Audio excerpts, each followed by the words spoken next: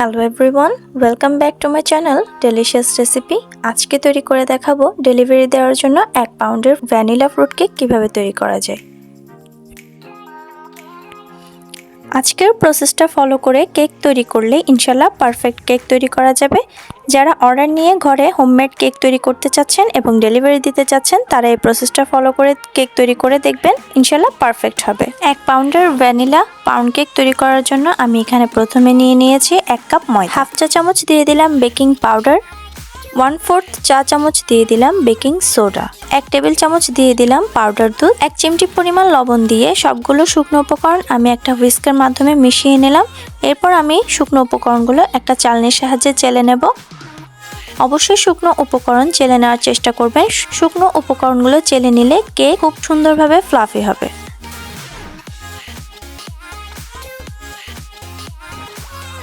শুকনো উপকরণগুলো চেলে নেওয়া হয়ে গেছে। এখন আমি ব্যাটারটা তৈরি করে নেব। আর ব্যাটার তৈরি করার জন্য আমি এখানে 1/3 কাপ পরিমাণ নিয়ে নিয়েছি বাটার, 1/3 কাপ দিয়ে দিলাম আইসিং সুগার। আর আইসিং সুগারটা আমি 2 থেকে 3 বার করে দিয়ে দিচ্ছি। আপনারা যদি মিষ্টি বেশি খেতে পছন্দ করেন তাহলে চিনির পরিমাণটা আরেকটু বাড়িয়েও নিতে পারেন। এরপর আমি বাটার আর আইসিং সুগার একসাথে বিট করে নিচ্ছি।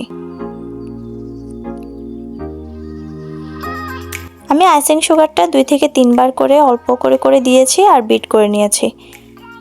বিট করতে করতে বাটার আর আইসিং সুগারটা এক পর্যায়ে একটু ফোমি হয়ে আসবে। এখন আমি একটা স্প্যাচুলার দিয়ে চারপাশ থেকে বাটারটা মাঝখানে এনে দেব, যেন চারপাশে চিনির দানা থাকলে সেগুলো ভালো করে মিক্স হয়ে যায়। সবগুলো মিডলে এনে আমি আবারও ভালো করে বিট করে নেব। যতক্ষণ পর্যন্ত না চিনি ভালোভাবে মিশে যাচ্ছে ততক্ষণ পর্যন্ত বিট করে নেব।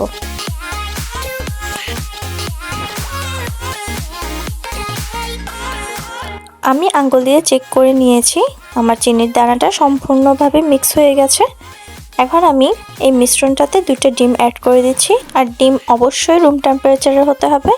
এরপর আমি এখানে দিয়ে দিলাম 1 চা চামচ ভ্যানিলা এসেন্স আর 1 চা চামচ খাঁটি ঘি। ভ্যানিলা কেকে ঘি দিলে এর টেস্টটা অনেক বেশি ভালো হয়। আপনারা চাইলে ঘিটা স্কিপও করতে পারেন। এখন আমি বিটার দিয়ে আবারও ভালো করে সবকিছু বিট করে মিশিয়ে নিয়েছি। ব্যাটারটা দেখতে পাচ্ছেন বিট করতে করতে এইভাবে সাদাটে হয়ে যাবে এবং ঘন হয়ে যাবে, তখন বুঝতে হবে আপনার ব্যাটারটা রেডি হয়ে গেছে। এখন আমি ব্যাটারের সাথে চেলে রাখা ড্রাই ইনগ্রেডিয়েন্টসগুলো অ্যাড করে দিচ্ছি।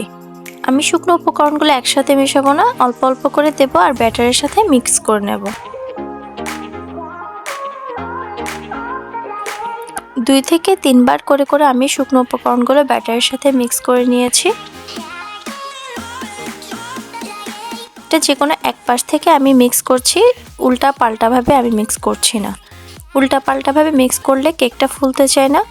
এখন আমি এখানে দিয়ে দিলাম 1 চা চামচ হোয়াইট ভিনেগার। হোয়াইট ভিনেগারটা দিলে যে বেকিং পাউডার এবং সোডাটা দেওয়া হয় সেটা অ্যাক্টিভ হয়ে যায়, মানে কেকটা একটু ভালোভাবে ফ্লাফি হয়ে ওঠে। 1 পাউন্ড কেকের জন্য আমি এখানে 8 ইঞ্চির একটা কেক মোল্ড নিয়ে নিয়েছি আর এখানে সামান্য অয়েল ব্রাশ করে একটা বেকিং পেপার দিয়ে দিয়েছি। এখন আমি কেক মোল্ডে সবগুলো ব্যাটার ঢেলে দেব। আপনাদের কেকের ব্যাটার যদি খুব বেশি ঘন মনে হয় তখন আপনারা 1 টেবিল চামচের মতো লিকুইড তরল দুধ ব্যবহার করতে পারেন। আমি এখানে সুন্দরের জন্য কিছুটা টুটি ফ্রুটি দিয়ে দিয়েছি এবং একটা স্টিক দিয়ে খুব ভালো করে মিশিয়ে নিচ্ছি যেন ভেতরের বাবলসটা বের হয়ে যায়। আর যে টুটি ফ্রুটিগুলো দিয়েছি সেগুলো যেন নিচের দিকে চলে যায়। একদম উপরের দিকে ভেসে থাকলে টুটি ফ্রুটিগুলো বেকিং এর পরে পুড়ে যাওয়ার সম্ভাবনা থাকে। আজকের কেকটা আমি মাইক্রোওয়েভে বেক করেছি। আমি সিঙ্গারের মাইক্রোওয়েভ ব্যবহার করি। প্রথমে আমি 170 ডিগ্রি সেলসিয়াসে 5 মিনিট প্রিহিট করে নিয়েছি। এরপর 170 ডিগ্রি সেলসিয়াসে আমি কেকটাকে 35 থেকে 40 মিনিট বেক করে নিয়েছি। বেক হয়ে যাওয়ার পর কেকটা বের করে আমি প্রথমে কেকটাকে ঠান্ডা করে নিয়েছি। এরপর আমি কেকটাকে মোল্ড আউট করে নিচ্ছি।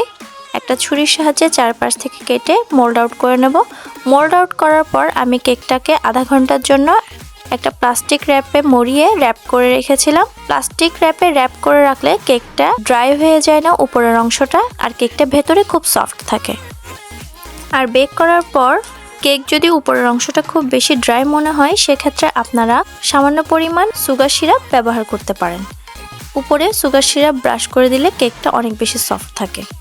আমি কেকটা কেটে দেখাচ্ছি। দেখুন কেকটা একদম পারফেক্ট হয়েছে, ভেতরের অংশটাও খুব সুন্দর হয়েছে।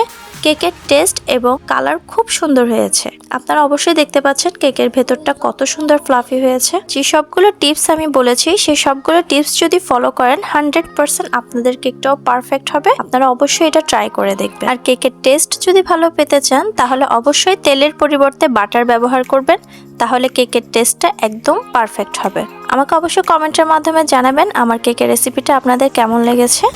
আর অবশ্যই আমার ফেসবুক পেজ এবং ইউটিউব চ্যানেল ফলো করবেন, সাবস্ক্রাইব করবেন। সবাই আমার পাশে থাকবেন, আমার ভিডিওগুলো সবাই লাইক কমেন্ট করবেন। সবাই ভালো থাকবেন। আসসালামু আলাইকুম।